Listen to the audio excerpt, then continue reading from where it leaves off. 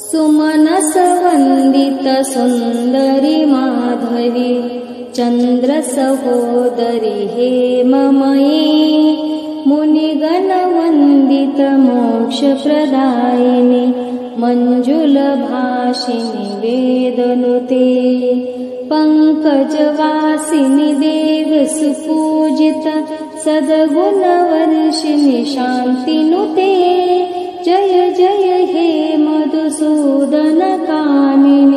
आदिलक्ष्मी परिपालय माम् अयि कलिकल्मषनाशिनि कामिनि वैदिकरूपिणि वेदमयी शिरसमुद्भव मङ्गलरूपिणि मन्त्रनिवासिनि मन्त्रनुते मङ्गलदायिनि अम्बुजवासिनि देवगणाश्रितपादयुते जय जय हे मधुसूदनकामिनि धान्यलक्ष्मी परिपालय माम् जय वरवर्षिणि वैष्णवी भार्गवी मन्त्रस्वरूपिणि मन्त्रमयी सुरगणपूजित शीघ्रफलप्रद ज्ञानविकासिनि शास्त्रनुते भवभयहारिणि पापविमोचनि साधुजनाश्रितपादयुते जय जय हे मधुसूदनकामिनि धैर्यलक्ष्मी सदा पालय माम् जय जय दुर्गतिनाशिनि कामिनि वैदिकरूपिणि वेदमयी रदगजतुरगप दाति समारुत परिजनमण्डित लोकनुते हरिहर ब्रह्म सुपूजित सेवित तापनिवारिणि पादयुते जय जय हे मधुसूदनकामिनि गजलक्ष्मी रूपेण पालय माम्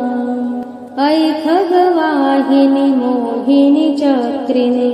रागविवर्धिनि ज्ञानमयी गुणगणवारिधि लोकहितैषिणि सप्तस्वरभूषित गाननुते सकलसुरासुरदेव मुनीश्वर मानववन्दित पादयुते जय जय हे मधुसूदनकामिनि सन्तानलक्ष्मी परिपालय माम् जय कमलासनि सद्गतिदायिनि ज्ञानविकासिनि गानमयी अनुदिनमर्चित कुङ्कुमधूसर भूषितवासित वाद्यनुते कनकधरा स्तुतिवैभववन्दित शङ्करदेशिक मान्यपदे जय जय हे मधुसूदनकामिनि विजयलक्ष्मी परिपालय माम्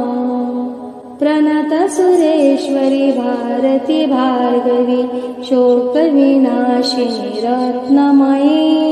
मणिमयभूषित कर्णविभूषण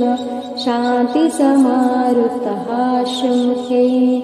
नवनिधिदायिनि कलिमलहारिणि कामितफलप्रदहस्तयुते जय जय हे मधुसूदनकामिनि